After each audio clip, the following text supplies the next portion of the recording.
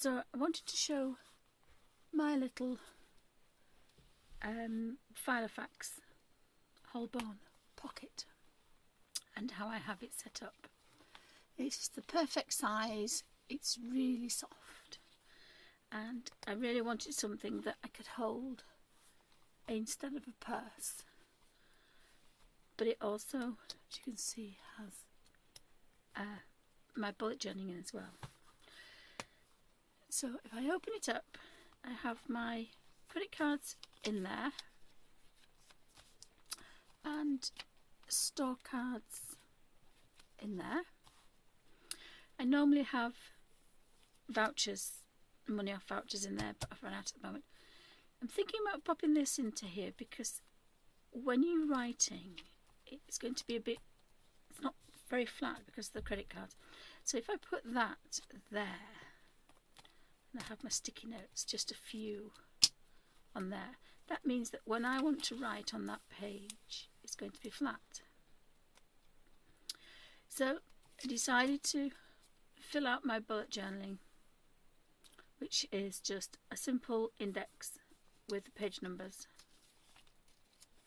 and all the pages are numbered. I have a very simple, I can't write very neat now, so it doesn't have to be pretty.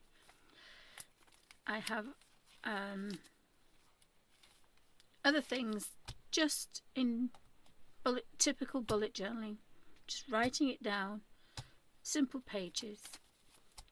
I did decide to pop this in because my friend recently lost her phone and she lost all her numbers, and I thought, well, I might just leave that in there because it does two things. It creates another kind of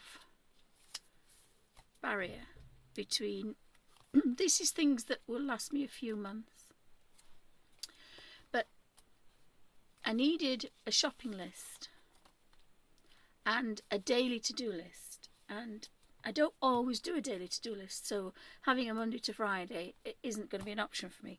So I just wanted something, which is what I use these little pads for at the end, was a to-do list for the day, things that I need to be done, and then a shopping list at the back. And these are my scrap pieces of paper that had the nasty little staple through them, and they were perforated. But I thought if you just actually pull them out, they'd just pop out anyway. So I wanted that there, and then inside here I have my driving licence and my train pass, because I have a train pass.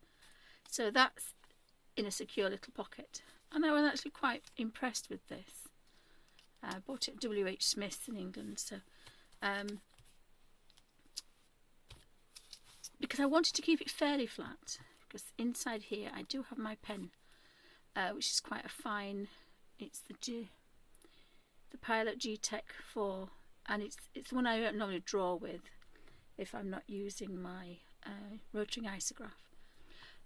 But it still leaves, and I put one of these fishing things on that I had in the craft stash, so that was easy, because sometimes I can't carry things very easily. So that's in there if I need it. It's fairly flat. Sorry, it's fairly flat. The pen goes into there, and it does go in there. So that means that I have a pen, I have a to-do list, I have phone numbers, I have my bullet journal, which I would probably put some more of these in, and I have a purse with wallet and receipts, and it's all in a really soft leather cover, and it does shut, but my hands don't work very well. So I've gone from huge planners and purses to small. I have everything in there I need. I was at the hospital yesterday and I wrote my shopping list, so I'm really pleased with it. I like the simplicity of the papers that I made from a book. The only thing I thought I might do is I found this, so I thought, well, it's quite stiff, is this? So if I wanted to cut that down, again, that would make me here. So then every time I was writing on a page, it would be lovely and flat. So I may decide to take that out. My daughter was throwing that out, so I thought I'd recycle that. But the plastic cover that the little pocket came in is quite a nice pocket. So I thought, well, I might actually pop that in, cut it down and pop that in, and then I would have a pocket. What I did find the other day was the same paper, but it's in a smaller size. It was 89p. It is slightly smaller. If I take one of these out,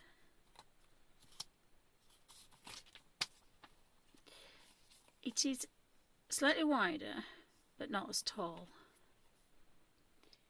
But for 89p, I can just, and it will fit in there, I can just take, I don't have to cut, I don't have to mess about. That will actually go straight into there. So I bought the WH Smith smaller version because the bigger one is that's for A4 and that's for A5. So I bought this one because this is perfect. So all I have to do is to take a piece of paper and fit it to those lines, and then when I shut it, so my hands don't work very well.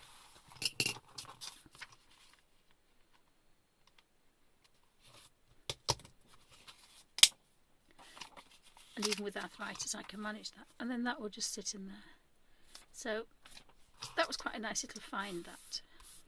And I don't need to keep it in here, it doesn't have to stay in here because it is a little bit bulky.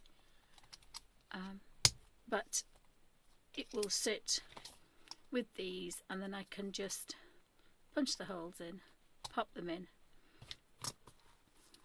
and they're ready done. I don't have to bother cutting them. So I hope you found that interesting and informative, but very simple bullet journaling in a wallet. Thank you for watching.